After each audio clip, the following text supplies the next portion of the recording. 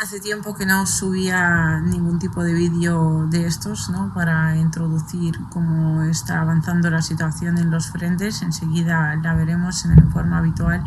Y mientras tanto, pues subo esto para deciros que por aquí la situación sigue más o menos igual. Bueno, es que ahora no sé hasta qué punto se aprecia o no, pero se están escuchando salidas constantes.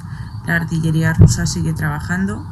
Y también trabaja la defensa aérea de Rusia, porque si bien algunos ataques efectivamente llegan, muchas veces es prácticamente inevitable, pero es tremendo lo que Rusia ha hecho aquí en cuanto al tema de la defensa aérea, porque si no habrían sido muchísimos más y muchísimos más devastadores.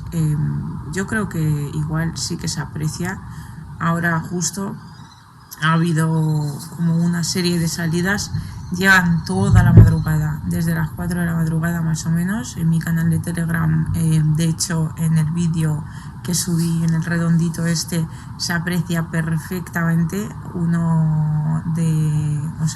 sonido como muy fuerte, muy claro. Yo diría que hasta la cámara cuando graba en Telegram, que graba con bastante peor sonido, no sé exactamente por qué, será por la aplicación en sí, pues se aprecia perfectamente. Así que todos los que queráis verlo, ahí lo tenéis, Liusibaya o @Liusibaya todo junto, como el resto de mis redes sociales. Soy pesadísima con esto, pero se me hace mucho más fácil grabarlo en Telegram en el momento, y a veces pues efectivamente se captan algunos sonidos. Dios, o sea, el trabajo de la artillería está siendo constante. Llevamos unos días de un trabajo de artillería bastante más moderado, diría yo. Este ha sido, después de unos 2-3 días, uno de los fuertes. Y ahora, obviamente, lo que quiere decir es que el ejército de Rusia sigue avanzando en Avdiivka. Están preparando la zona industrial, están atacando la zona industrial, ¿no?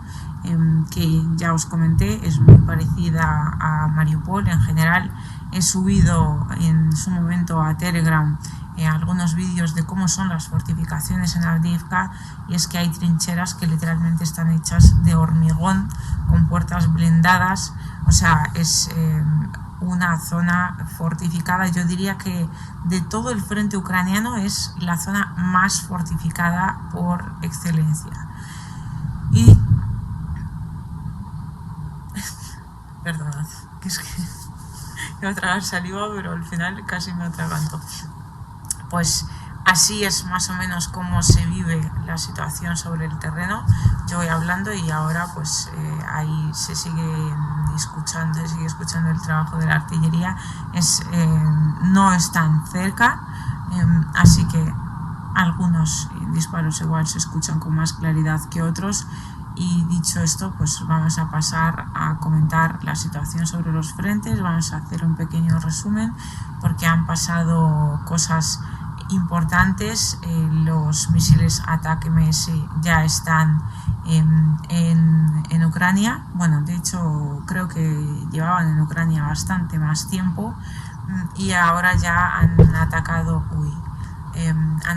Verdansk con esos misiles. Además, hace poco, pues en uno de los informes hemos comentado el tema del hospital, que no está muy claro quién atacó exactamente. Yo entiendo perfectamente el sentir vuestro, porque unos están con Israel, otros están con Palestina. Bueno, tampoco equipararía yo jamás a Palestina, no me parece del todo correcto, pero bueno, pues unos se han posicionado del lado de Hamas, otros se han posicionado del lado de Israel, como que se me exige que me posicione yo también. Pero bueno, pues mi postura es mi postura, la vuestra es la vuestra. Pero cuando lo comentábamos, a lo que voy es que ese hospital, Dios, ahora sí que está fuerte la cosa, pues ese hospital llamó muchísimo la atención, y ahora se está dilucidando qué es lo que ha podido pasar ahí.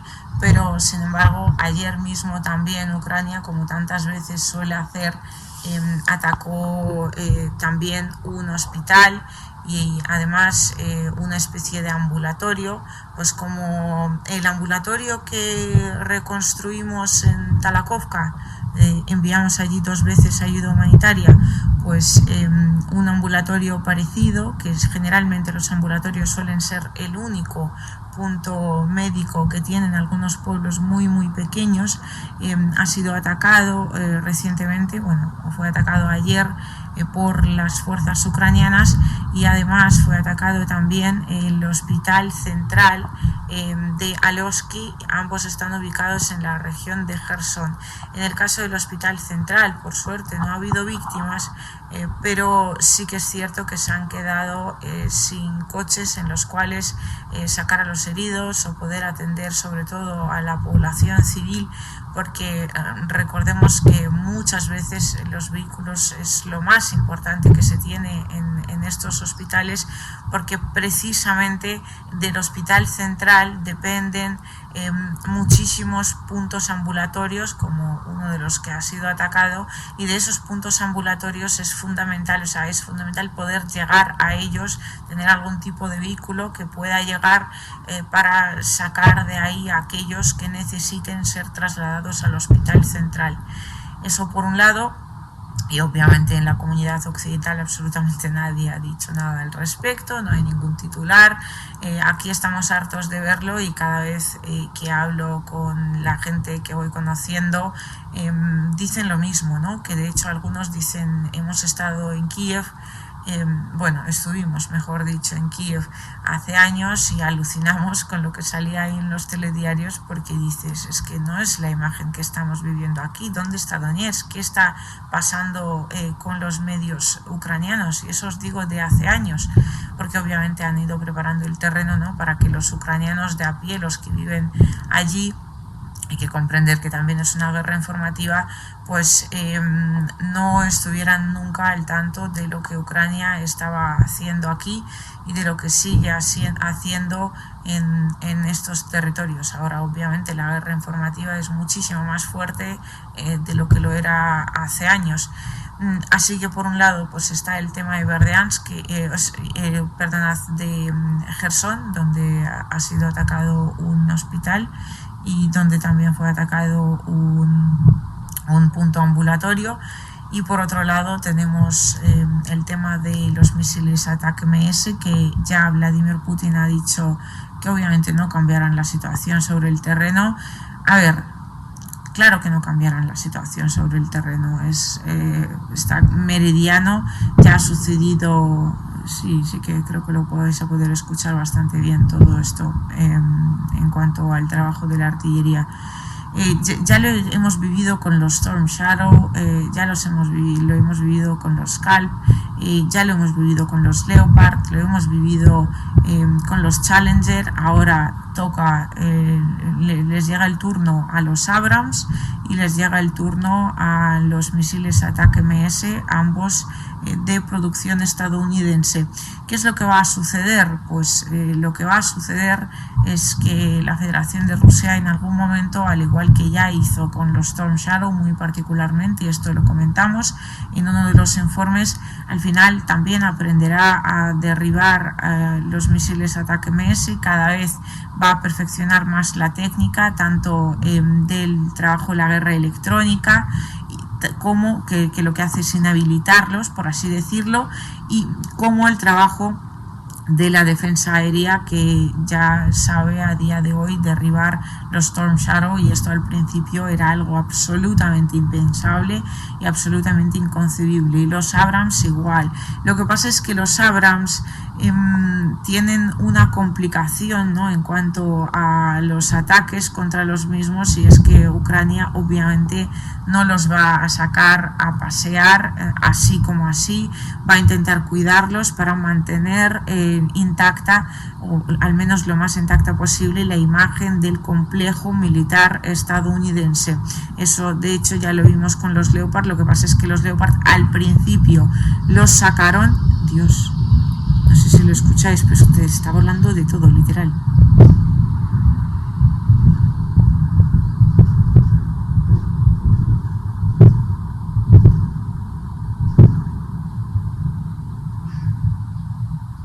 Tremendo, pero tremendo.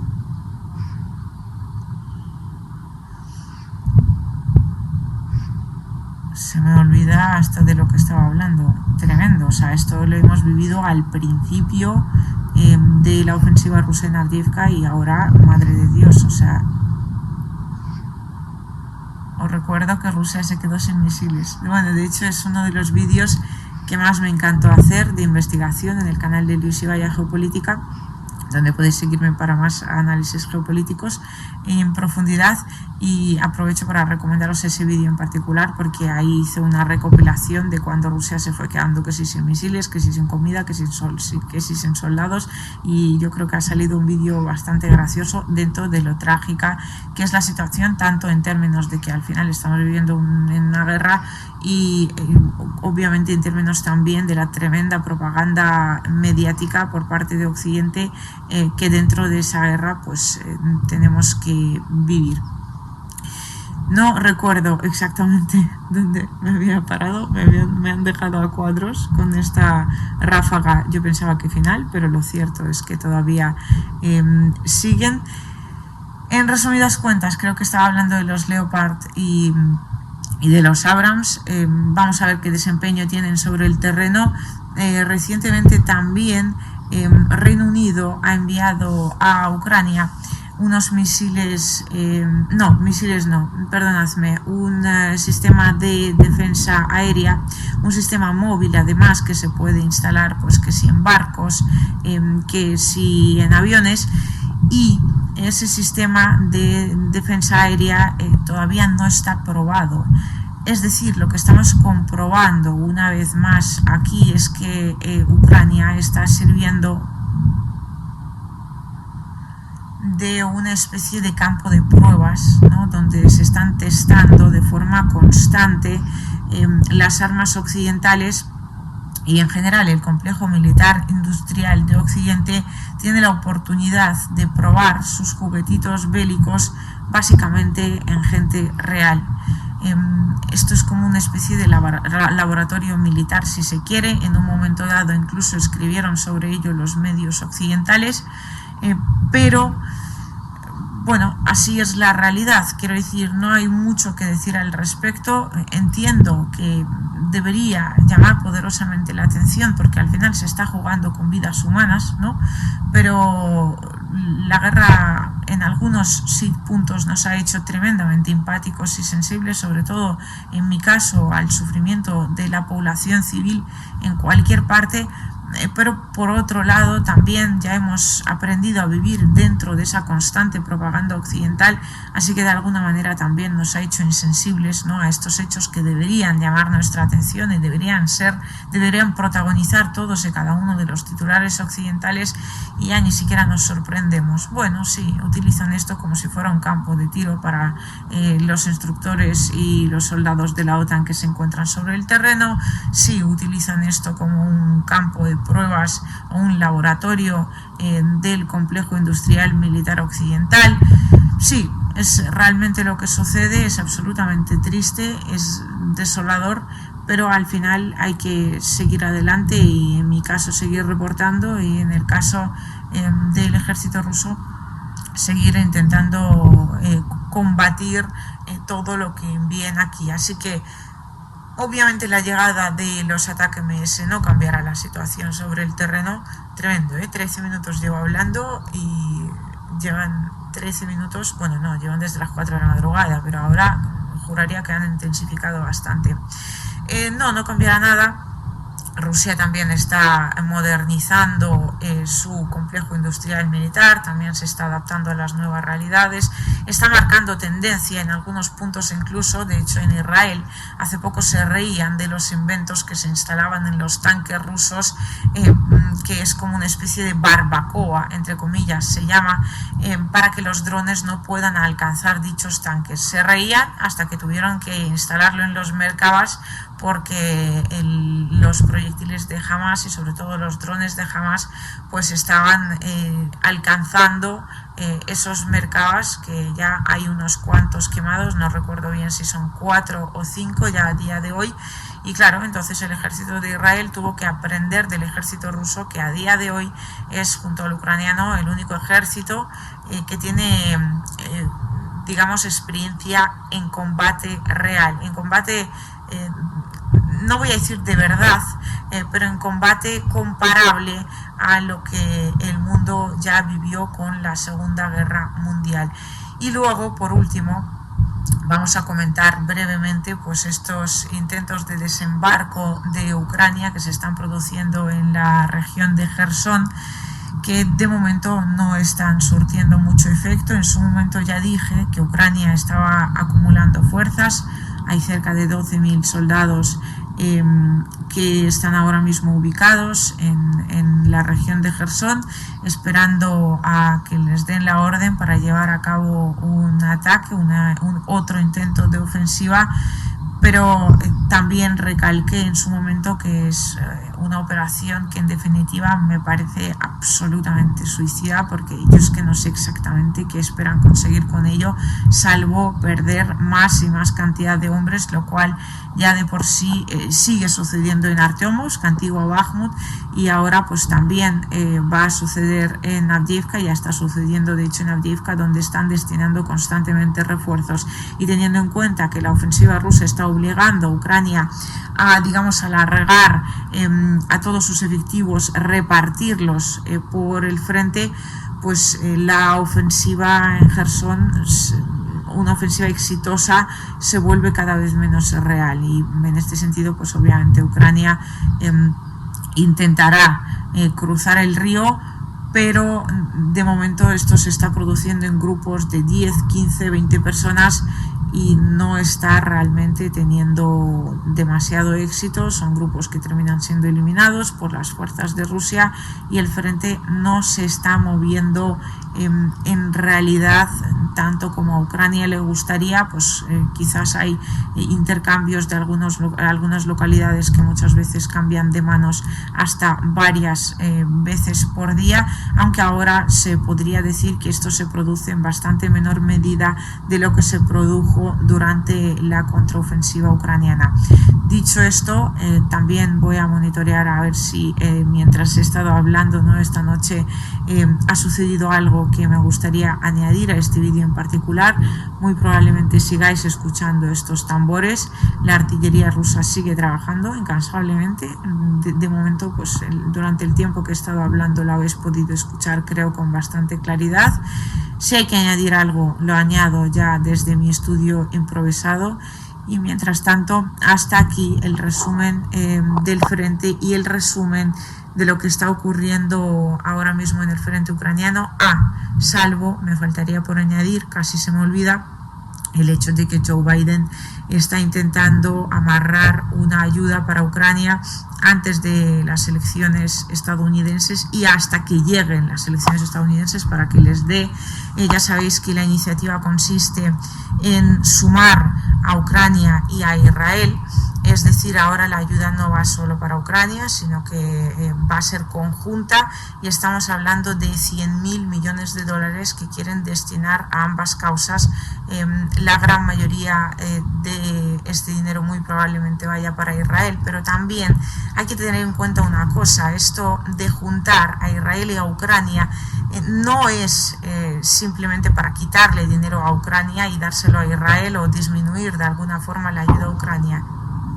También es para destinar esos fondos a Ucrania, porque ahora con las elecciones estadounidenses de fondo se vuelve cada vez más difícil para Biden defender la causa ucraniana en términos de que no está mostrando sobre el terreno los resultados que les hubiera gustado ver a los senadores y congresistas estadounidenses para que se convenzan de que Ucrania realmente es una causa que merece seguir recibiendo dinero estadounidense.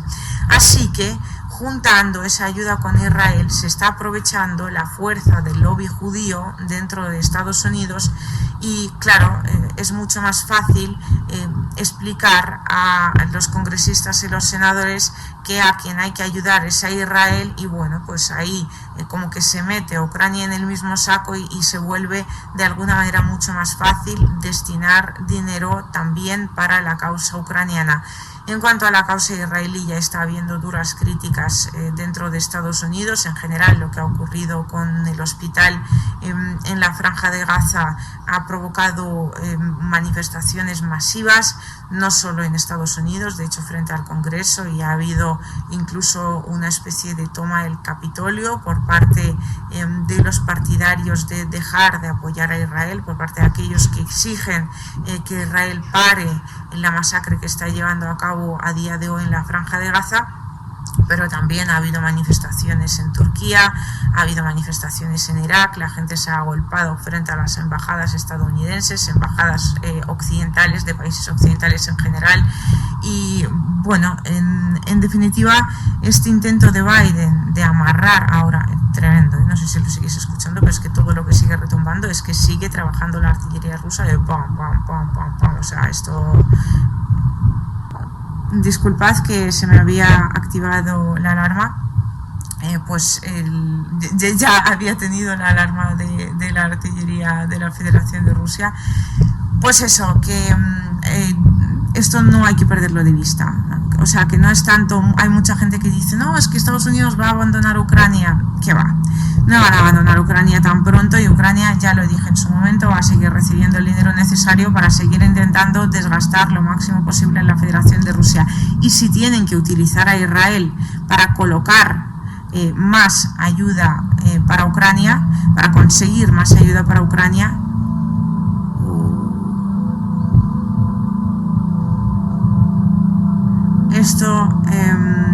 este sonido se suele utilizar para dos cosas. Se suele utilizar para marcar el inicio y el fin del toque de queda, que aquí ahora mismo funciona de lunes a viernes, si no me equivoco, no, de lunes a jueves, perdonad, y luego viernes, sábado y domingo no hay. Y también se utiliza algunas veces para avisar a la población de que vaya a los refugios, que lo cual pues me parece que ahí a lo lejos algo está ardiendo, o yo no sé lo que es eso, igual es una luz, es muy raro estas horas. Bueno, pues esto se debe obviamente a que la artillería rusa está trabajando, y también hay ataques en respuesta de Ucrania, con lo cual pues pudiera ser que nos estén indicando, sobre todo en algunos puntos que es donde más suena la alarma en cuestión, porque no suena en todos lados por igual, y la suelen poner más fuerte o más débil en algunos puntos concretos, dependiendo, ¿no?, de lo que se quiere, de dónde se quiere avisar a la población. Pues puede que nos estén diciendo que tengamos un poco más de cuidado, y si bien cuando suena muy muy fuerte es una señal de que se vaya a los refugios, y cuando suena algo más débil también es indicador de que la población tenga cuidado, lo cual pues es que ahora la gente está yéndose a trabajar, y entiendo que se debe precisamente a esto. Dicho esto, ahora creo que sí, he comentado lo principal que se ha ido acumulando en el tema de las noticias. También os he mostrado cómo está la situación en la ciudad de Donetsk, y por lo tanto en parte también en el frente de Avdiivka. Si tengo que añadir algo, madre mía, madre de Dios, 20 minutos, para que veáis hasta qué punto a Rusia se le han acabado los misiles. Si tengo que añadir algo, lo haré ya desde el estudio, y pues os deseo a todos un buen día, y me despido hasta el próximo informe al son de la artillería rusa, que no tiene pinta de que vaya a parar en las próximas horas.